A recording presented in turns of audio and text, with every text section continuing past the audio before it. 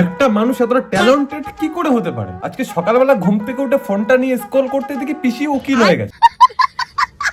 আমি তো ছবিটি দেখার পরে প্রথমে ভেবেছিলাম যেমন খুশি তেমন সাজো, এই প্রতিযোগিতায় পিসি মনে হয় অংশগ্রহণ করেছে। পরে দেখি ওমা না, সত্যি সত্যি পিসি উকিল হয়ে গেছে।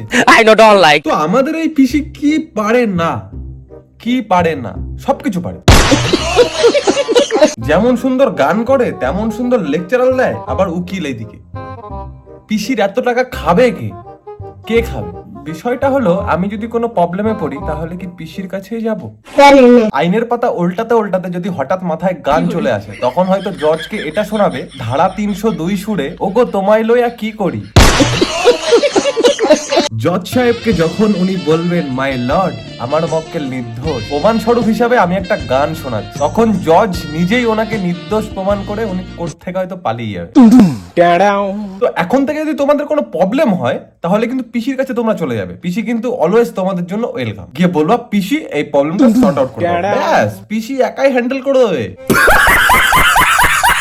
আর বেশি কিছু বলবো না, কারণ গরম এমনিতেই পড়েছে, এইসব থেকে মাথা আরো গরম হয়ে যাচ্ছে, এমনি ঘেমে গেছি দেখো। আর ভিডিও বাড়াচ্ছি না। হ্যাঁ, আর ভিডিওটি ভালো লাগলে অবশ্যই লাইক, কমেন্ট আর শেয়ার করে দিও। কেন ফলো করছো না বলো তো? ফলো না করলে কি আমার ভালো লাগে ভিডিও বানাতে বলো? এরকম কেন করো তোমরা? কিপটেমি কেন করো? কিপটে শালা।